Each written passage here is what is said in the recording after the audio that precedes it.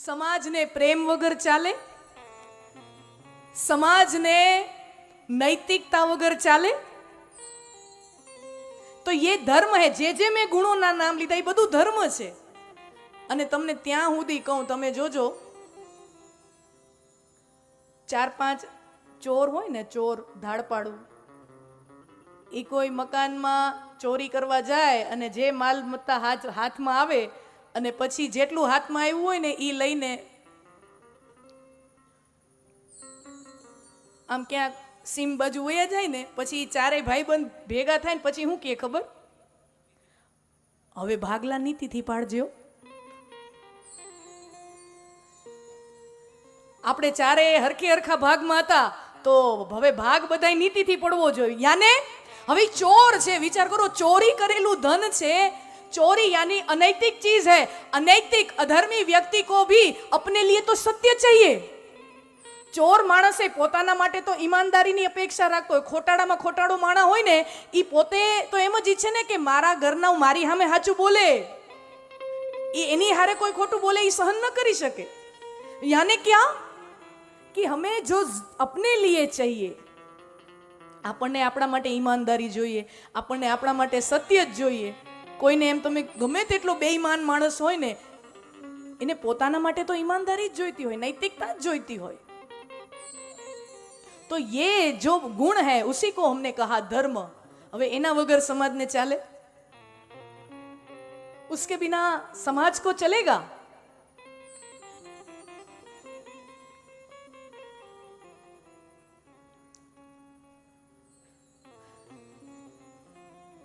ધર્મનો સંબંધ છે ને આપણા સર્વાઈવલ સાથે સંબંધિત છે।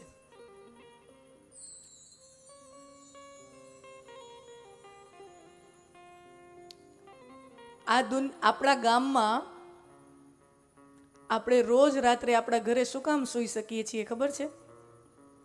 કારણ કે 99.99% લોકો ધર્મવાન છે એટલે આપણે રોજ સૂઈ શકીએ છીએ। સમજો, આસ્તિક વાત નથી કરતી કે ભગવાનમાં માનવાવાળા છે એમ નહીં, આસ્તિકતાની વાત નથી કરતી, ધાર્મિક છે એટલે આપણે સૂઈ શકીએ। આપણા સમાજમાં 0.001% લોકો ચોર હોય ગામમાં એટલે આપણે સૂઈ શકીએ। વસ્તીના પ્રમાણમાં જેટલી વસ્તી હોય ને તમારા શહેરની એના પ્રમાણમાં ચોરની સંખ્યા કેટલી હોય તો કે 0.0001% લોકો ચોર હોય એટલે આપણે સૂઈ શકીએ। સમજો, અડધે અડધ ગામ ચોર હોય તો ઊંઘ આવે? આપણે સૂઈ શું કામ શકીએ છીએ? કારણ કે 99% સમાજમાં ધર્મ છે એટલે રોજ સૂઈ શકીએ છીએ। અમુક એવા તત્વો છે જે અધાર્મિક છે, અનીતિવાળા છે, પણ ઠીક છે, બાકી મોટા ભાગની સમાજ નીતિવાન છે, ધાર્મિક છે એટલે રોજ ઊંઘ આવે।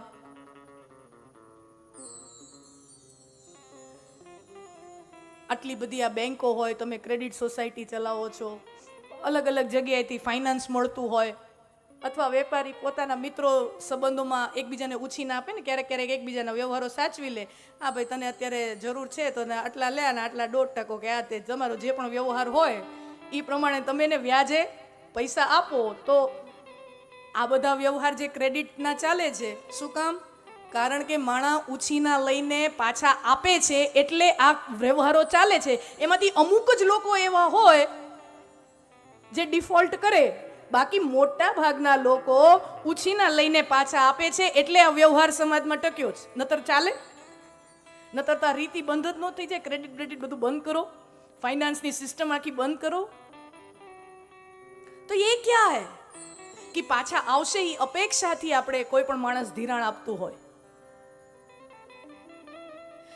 कहने का तात्पर्य ये है, हम भगवान में माने न माने ये हमारी अंगत श्रद्धा, व्यक्तिगत श्रद्धा छे, पण धर्म विना आ संसार ने न चाले। अने एटला माटे ज आपणा शास्त्रकारे बहु सरस मजानी वात करी। आहार निद्रा भय मैथुनंच समान में तत् पशुभिः नराणाम् धर्मो हि तेषाम् अधिको विशेष धर्मेण हीना पशुभिः समाना। આપણા ઋષિઓએ શું કીધું? આહાર, નિદ્રા, ભય, મૈથુન મારા ભાઈ તું થોડો એને ભાઈ હવે બે દમ મને પ્રદક્ષિણા ભરે,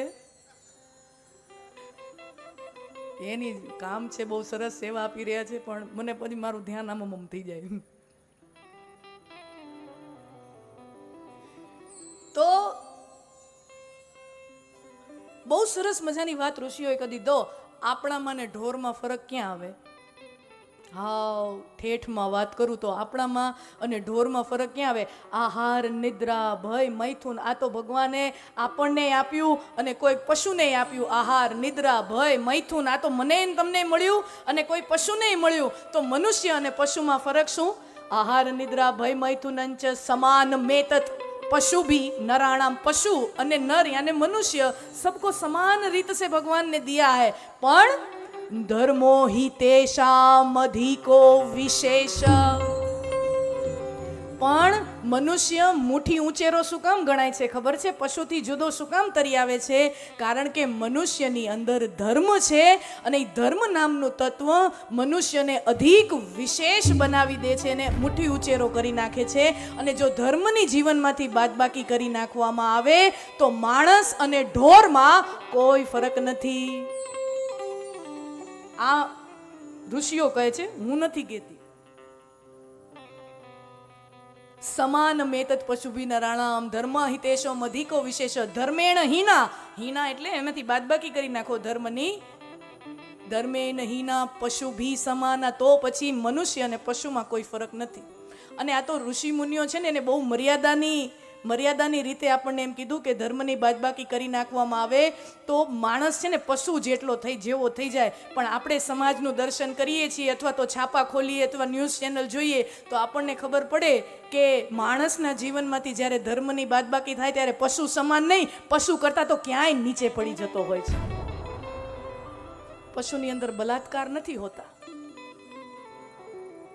માણસ જ્યારે ધર્મ ચૂકે ત્યારે એ પશુ કરતા બહુ નીચી કક્ષાએ વયો જાય છે. તો हमको મનુષ્ય કો વિશેષ કોણ બનાતા હૈ? આપણને મુઠ્ઠી ઊંચેરું કોણ બનાવે? ધર્મો હિ તેષામ અધિકો વિશેષ. અને હજી મારે અહીંયા વાત કરવી છે સરસ મજાની. અહીં ભલે પડ્યું હવે.